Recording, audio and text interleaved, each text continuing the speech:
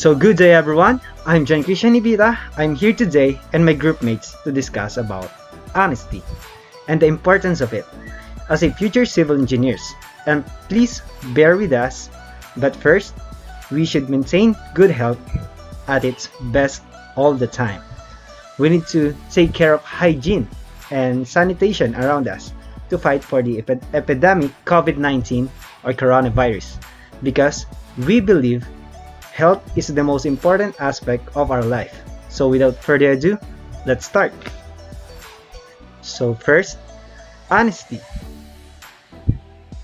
The first principle is that you must not fool yourself and you are the easiest person to fool. So according to the first principle, the best example is the golden rule of Confucius.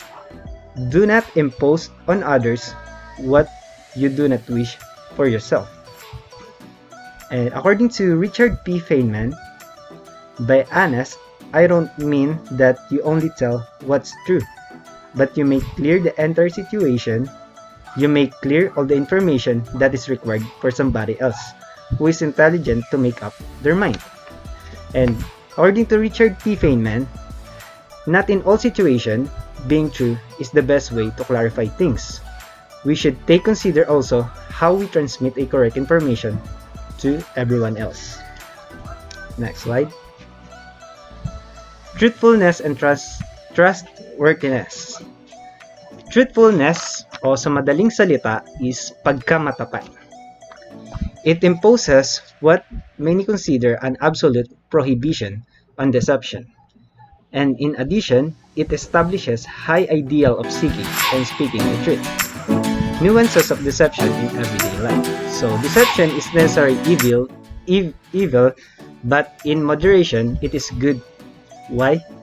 Because to know who is loyal to you and to identify also fake news. And most conclude that deception is sometimes necessary evil, and in moderation and prudence, it is healthy part of living a social being. Yan, yung kakasabi ko lang kanina.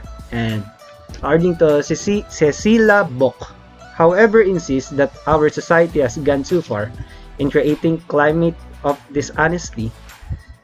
She acknowledges the need for occasional lies. So, according naman kay Cecilia Bock, ang pagkakaintindi ko sa kanya is, yung occasional lies is yung parang tinatawag natin na white lies.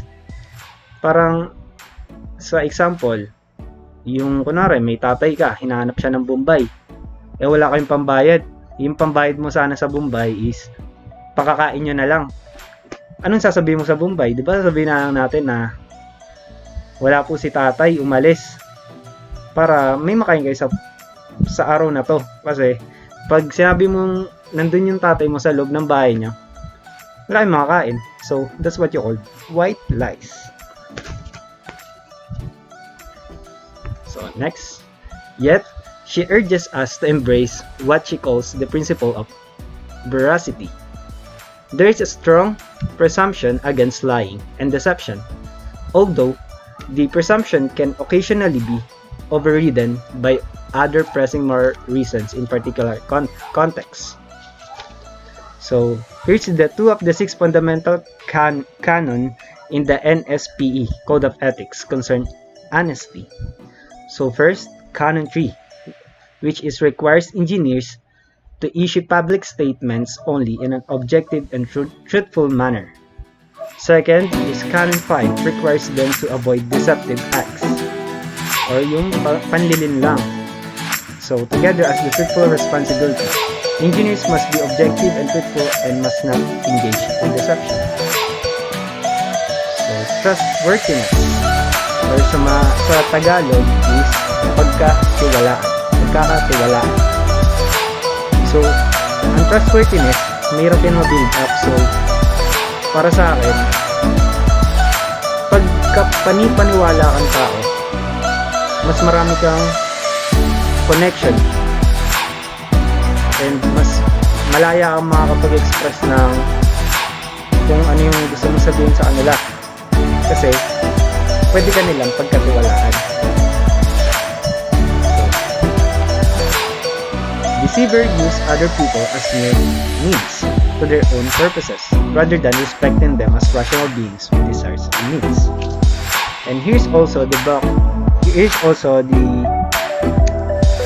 Cecilia book said, makes the point in this way: deceit and violence. These are two forms of deliberate assault on human beings. Both can coerce people into acting against their will. Most harm that can befall victims to violence can come to them also through deceit. But deceit controls more subtly, for it works and believes as action. So here's the other example: duty ethics. For example, provide a straightforward foundation for truthfulness as a form of respect for a person's autonomy. According to philosopher Immanuel Kant, he thought that it would be wrong to tell a lie in order to save a friend from a murderer. And people have a duty to do a right thing. When we say duty ethics, kailangan gawin mo yung nararapat. Katulad nung kay Batman and Joker. 'Di ba? Madali naman mapatay ni Batman si Joker, pero hindi niya 'to magawa dahil dun sa duty ethics na which is kailangan gawin niya yung kung ano yung nararapat. Kasi once na pinatay niya si Joker, nag-commit na siya dun ng murder. Or for short, naging masama siya. Next is right ethics. That idea into respect for a person's right to exercise autonomy or liberty. So ito yung mga karapatan natin pantao. And third is rule utilitarianism. Emphasizes the good consequences that flow from a rule requiring truthfulness. So, ang rule utilitarianism, ang pagkakaiba niya kay act utilitarianism is laging rule utilitarianism always tell the truth. But act utilitarianism, in some cases, it may be appropriate to lie. And lastly, virtue ethics affirms truthfulness as a fundamental virtue, and it underscores how honesty contributes to desirable forms of character for engineers, the internal good of the social practice of engineering, and the wider community in which the practice is embedded. And for the next slide, let Mr. Shandon Ang discuss and explain. Engineering Ang. So, magdi-discuss tayo about honesty. So, honesty has two primary meanings. Truthfulness, which centers on meeting responsibilities about truth, and so truthfulness means expressing the truth. For example, if someone asks your age, di ba yung iba sa atin, conscious sa age? Siyempre, hindi ka na mag-hesitate na sagutin nyo kasi nga, ang alam mo lang, sumagot na ito. You don't hesitate to give a truthful answer. Number 2, trustworthiness, which centers on meeting responsibilities about trust. Trustworthiness is the one you realize if you need someone. For example, leaving a spare key to your trustworthy neighbor. 7.1. Academic integrity. Several forms of academic dishonesty. Number 1, cheating. Intentionally violating the rules of fair play in any academic exercises. Cheating is act of dishonesty or unfairly in order to gain an advantage, especially in a game or examination. Cheating on examination. Fabrication. Intentionally falsifying or inventing information. Fabrication is something changing or recreating a story, simply lying. Plagiarism, intentionally or negligently submitting others' work as one's own. Plagiarism is copying other work without permission. It is simply called piracy. Facilitating academic dishonesty, intentionally helping other students to engage in academic dishonesty. It means helping another student to cheat, fabricate, or plagiarize. So, sa madaling salita, ito yung, in short, siya yung nangungunsinte. Misrepresentation. Intentionally giving false information to an instructor. Means you don't fully understand something but you tell to someone. You tell it to someone. For example, in class discussion, if someone asks you a question regarding to the discussion at alam mo na di mo pa gets yung topic, pero nagmamarunong ka na magturo, pwede to maging lead sa misinterpretation. Kasi mamaya malito yung kaklase mo at pag siya na ang nagturo sa iba, mali-mali na rin. So, sa madaling salita, huwag kang bida-bida. Failure to contribute to a collaborative project. Failing to do one's fair share on a joint project. Means you are not participating on your group work. Ito yung tinatawag nating easy grades. Sabotage. Intentionally preventing others from doing their work. It means the antagonist of your life. Ito yung mga taong hihilain ka pababa. Crab mentality. Theft. Simply means stealing. Studies reveal variety of motivation, including performance worries, responses to external pressure, the beliefs that professors are unfair, the desire to help a friend, the beliefs that since other students are cheating, it is alright for me to do the same. The beliefs that plagiarism is not big deal. Victimless, in which no one really get hurt. These beliefs happens only because you want to help or to be friendly. And also because you don't have a trust to yourself. Because if you trust yourself, hindi mo na kailangan itanong sa sarili mo kung paano kung ganito ginawa ko, paano kung ganyan, mali ba to, is it right, is it wrong. In short, if trust yourself, you know what is good or what is bad. No more beliefs and just do good things. Why they meet standards on academic integrity?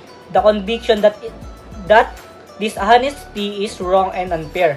The conviction that cheating undermines the meaning of achievement. Self-respect, respect for the teacher, and fear getting caught. It simply means that if you know that it is bad, so you don't do it because you have respect to yourself and also to your teacher.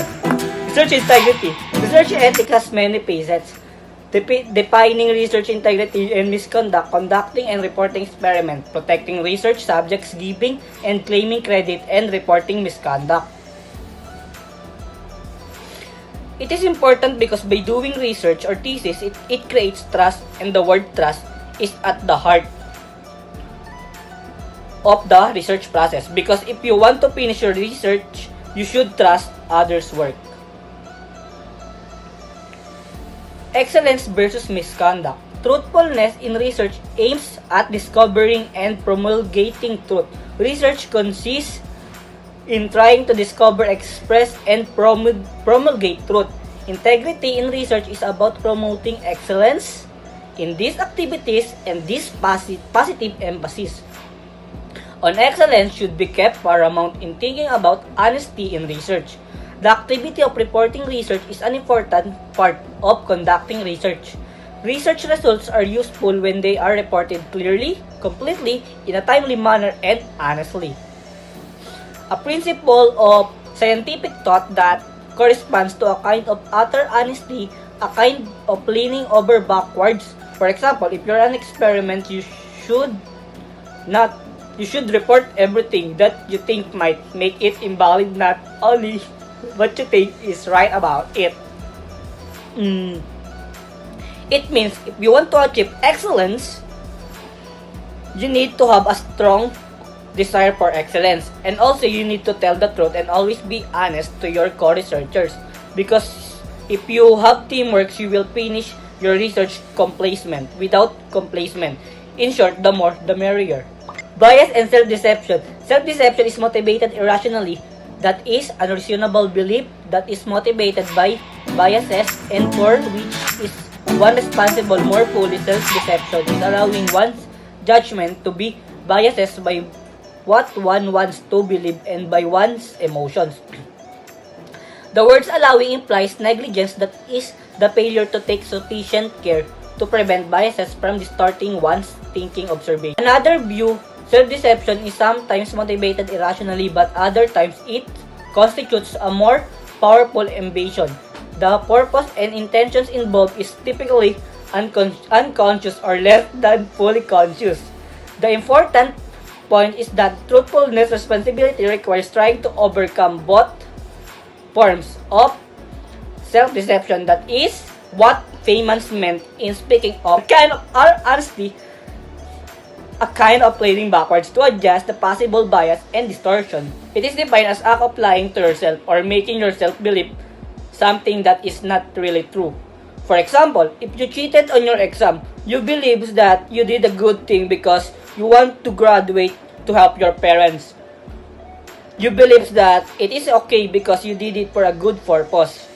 But the truth is, you did a wrong thing because you cheated, because cheating can never be a good thing. And according to Richard Philip Feynman, an American physicist from America, that is, honesty is like you are sitting in the chair habang nakasandal. Parang ganito, pag ikaw nakaupo sa upuan na may sandalan, wala ka namang ibang masasandalan kundi yung upuan na nasa likod mo eh. Pero kapag wala namang sandalan, di ba kung ano-ano pwesto pwede mong gawin? Pwedeng nakatabingi, pwedeng hindi straight, pwedeng pakuba. Kaya niya kinumpare yung honesty doon kasi sa nakasandal, kasi kapag pure yung katotohanan lang yung pinanghahawakan mo, yun lang din yung lalabas sa bibig mo. For the continuation, protecting research projects that are helpful documents specified them in the book on engineering scientists, which the National Academy of Engineering co-developed with other branches of National Research Council. So, a brief summary about the National Academy of Engineering. It was founded in 1964. It is a private, independent, non-profit institution that provides engineering leadership in service to the nation. They provide the leadership and expertise for numerous projects focused on the relationships between engineering, technology, and the quality of life. Experiments on humans, special safeguards are taken when experimental subjects other than competent adults are the research subjects. The Nuremberg Code is the most important historical document requiring informed consent in research. So the National Academy Engineering is directed to investigate, examine, experiment, and report upon any subject of science of an art, including experiments on humans. The Nuremberg Code is a set of research ethics principles for human experimentation created as a result of the Nuremberg trials at the end of the Second World War.